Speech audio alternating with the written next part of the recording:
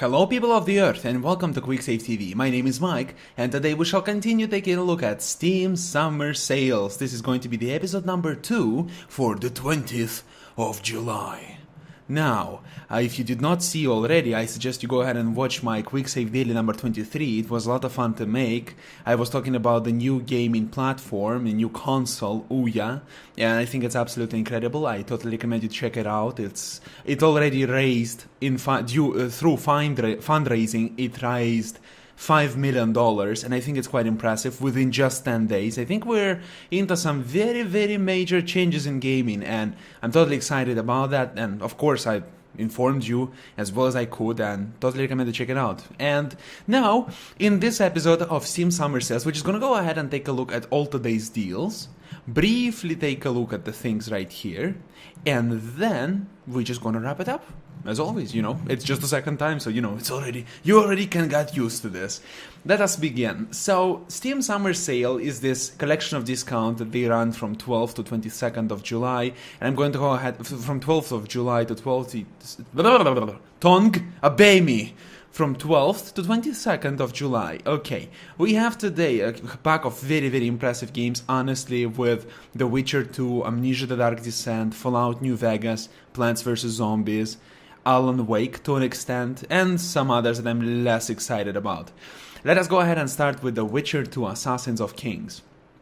Now, in this package, we have both games. Look at this. The Witcher Enhanced Edition costs just €2. That's an incredible discount. I totally suggest you to pick up the first Witcher Enhanced Edition. Let's go ahead and briefly talk about it. The Witcher Enhanced Edition is the action role-playing game in which you run around from third-person perspective, closely following the character. The Geralt, which is the Witcher, right, from the book Wiedźmin by Andrzej Sapkowski. I think that was the name. Sapkowski, I think. He's a Polish guy. The book is very famous for what it is. It's kind of like brutal kind of thing, with a lot of romance and stuff. As you can see, they are totally well modeled. And now, in this game, you're going to be running around and doing different errands. Primary objective for you is going to be killing monsters, sometimes killing bandits like in this circumstance, but usually what's exciting about is fighting these monsters, these bestial creatures.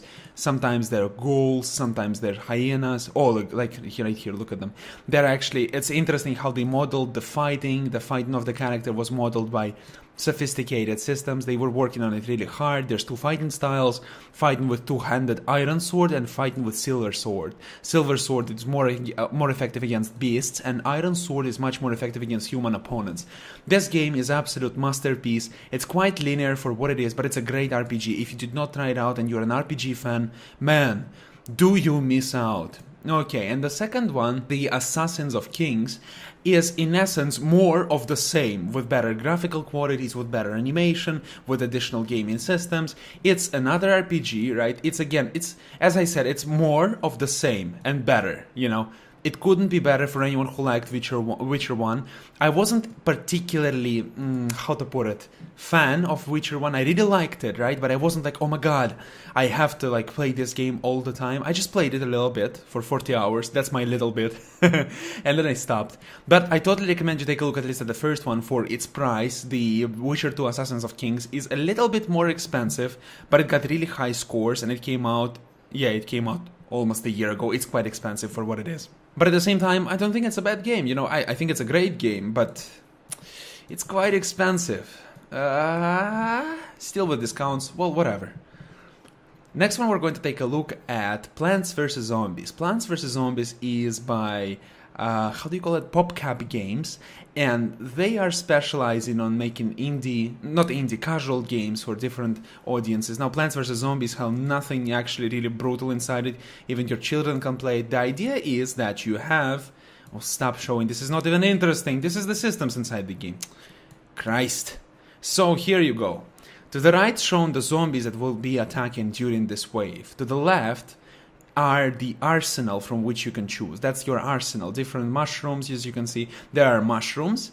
This is the thing that's used to destroy tombstones. This is the thing that's used to build upon water. This is the wall. This is a bomb, and etc. These are fighting things. And your idea is you're trying to build up defense in order to not let the zombies reach your home through your lawn. You're trying to defend yourself. And I have to say, it's probably one of the most exciting casual games I've ever played. I've actually beat it a couple of times. I played it on Nintendo DS and enjoyed it on the, how do you even call it, on the PC a little bit, not as much on DS. It was an absolute masterpiece. If by any chance you have Nintendo DS, you totally should consider picking it up, at least the used one, because the new one costs 50 euros and it's kind of ridiculous. I actually picked up the used one. Yay! For 5 euros, was really excited about it. This is an absolute masterpiece for what it is. It's this casual strategy which will appeal to any kind of gamer. Anyone can beat it, but of course, you know, smart-ass tacticians such as myself, you and me, of course, we can do it much better than our mothers and fathers. Well, fathers maybe they could if they would be playing more games, but they usually don't. The next one is Amnesia: The Dark Descent, and absolutely, it's a one-of-a-kind game. I will not exaggerate if I say that's a one-of-a-kind game. In this game, you're assuming the role of Daniel. Daniel is a archaeologist, and what happened to Daniel is he went to Algeria and he picked up a nasty curse there. And this curse is following to him left and right, and he's trying to evade it, trying to avoid the curse and just run away from it. But there is a problem.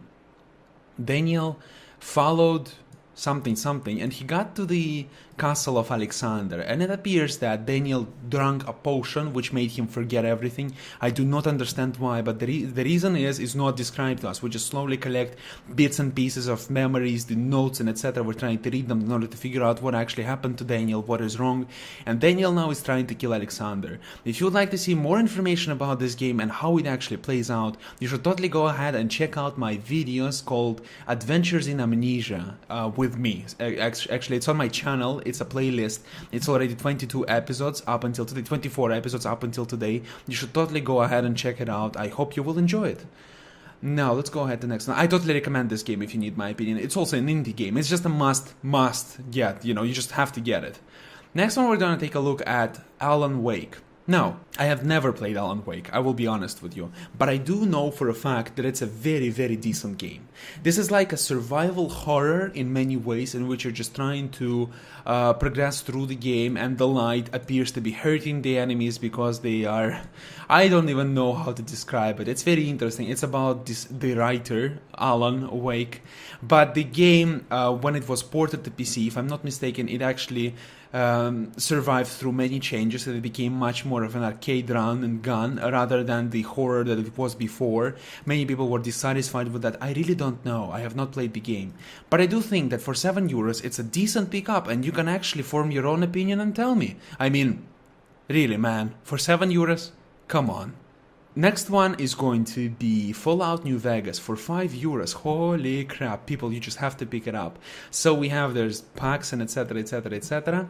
Now this is from Bethesda. For any of you who is not aware what we're talking about, Fallout series was started by Black Isle Studios in the long past, in the previous century, is a matter of fact, but Black Isle Studios fallen apart, and Bethesda actually bought off the rights to the game.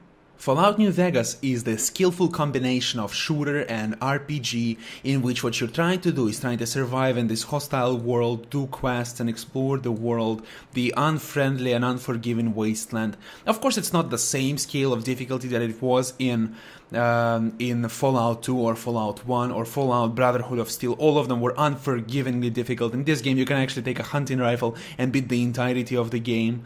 But New Vegas, to be honest, New Vegas is not from Bethesda. It's from Obsidian Entertainment, and I have to say it was a major success. It was much more difficult than the Fallout 3, which was originally by Bethesda, but at the same time, it was what we liked Fallout 3 for its freedom, for the first-person shooter and fighting elements. Just look at it. It's absolutely amazing. There is dismembering and gore in the game for any of you who are into this. It just adds to the realism of the game much more than it adds to the fun of the game, honestly. Because in this game, it's very easy to imagine yourself as a part of this world. The world is so realistic and not friendly at all, and It's incredible, you know. For any of you who are into post-apocalyptic storylines, this is absolutely must take. Okay, the next one we're going to take a look at is going to be the Crater. Crater is this game in which you're commanding a squad of, I don't even know how to call them, guys, and you're trying to clean out levels, right? This is an indie game, and it's a mix-up of tactics, I would say, and RPG in which you're at the same time trying to explore things. This game really is trying to appeal to a niche. I really don't know if I should recommend it to you or not. I have never played it. I wasn't really impressed by it. Not because I just didn't see anything to be impressed by. It reminds me a whole set of games, and of course there's dialogues which are not voiced. I think they're not voiced, which saddens me deeply. But, you know, if you're into tactical games and you would like to see something like this, like a mix of RPG and tactics, you should totally go ahead and take a look at it. Maybe you're going to like it, but I cannot recommend it to you. I wasn't really impressed by it, neither did I play it or watched it for enough time.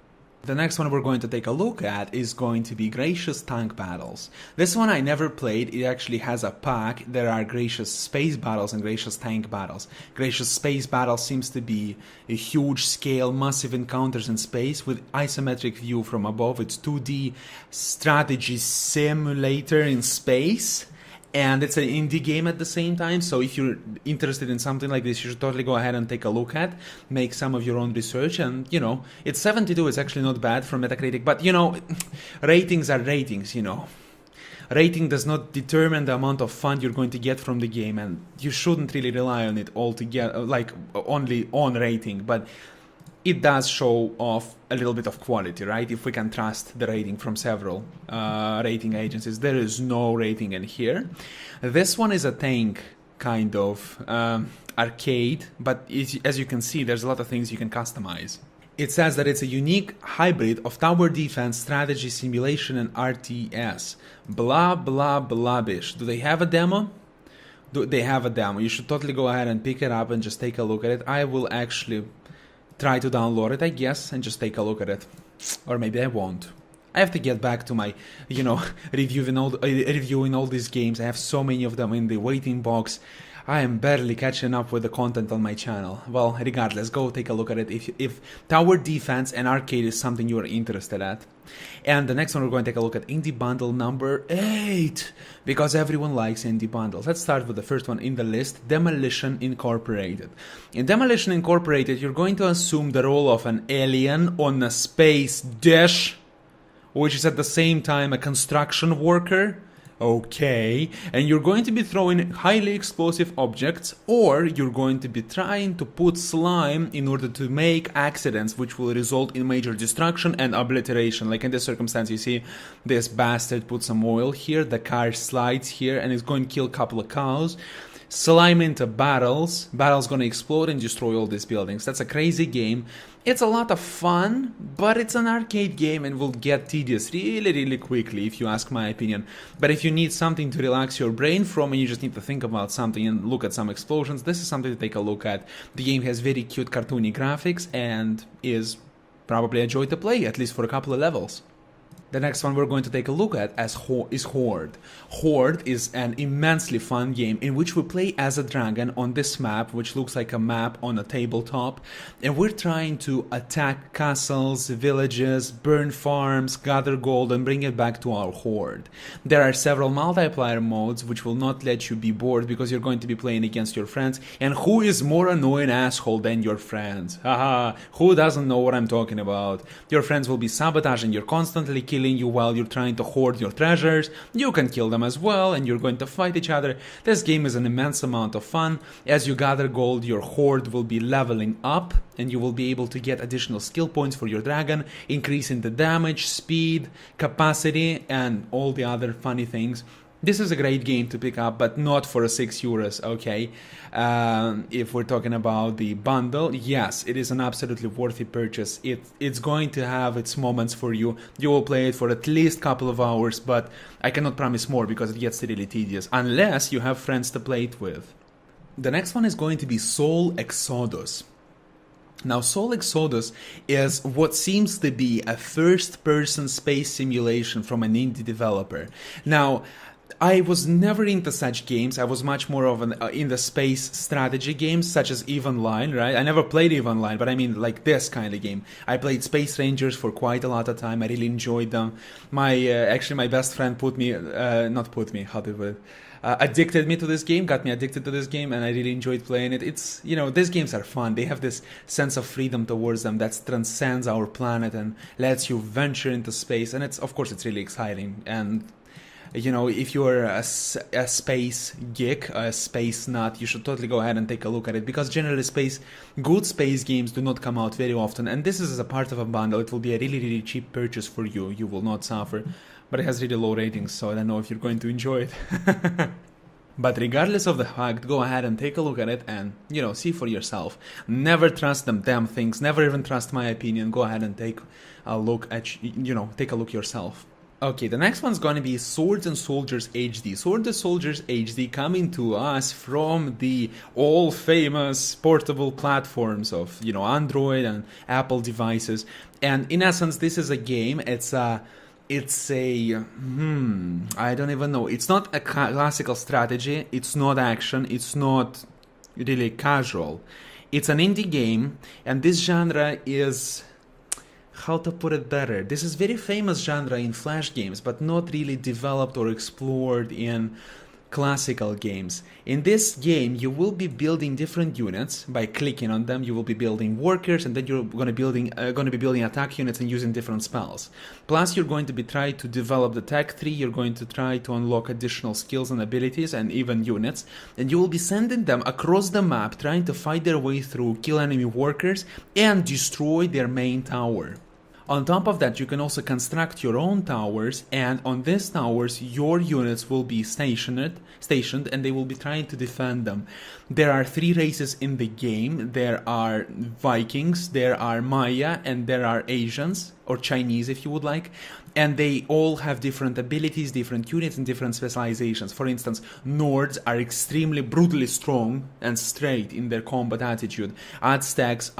Maya are poisonous and very crafty. And Chinese or Asians, they are numerous but not as strong. Okay, at least majority of the units, but they're really, really creative with gunpowder.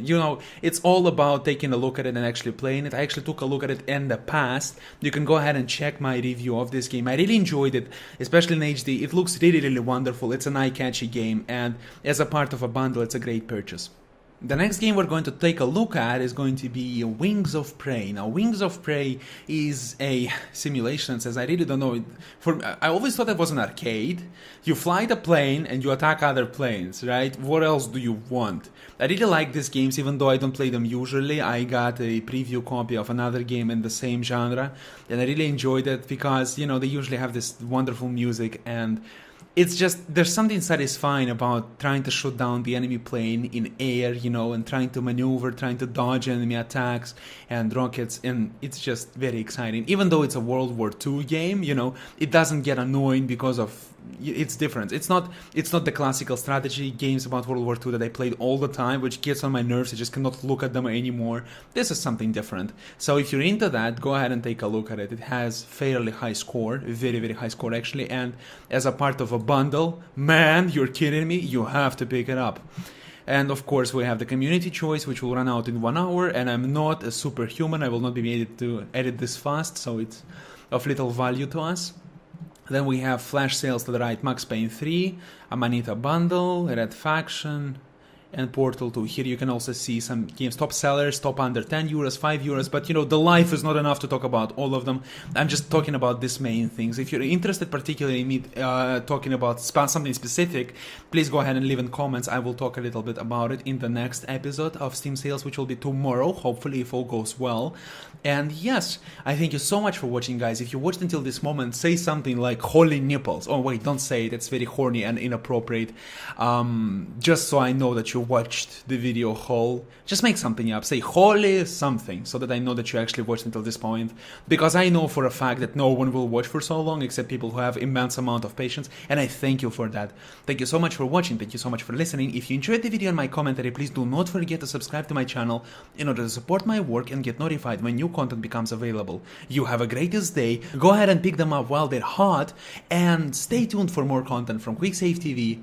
And bye bye.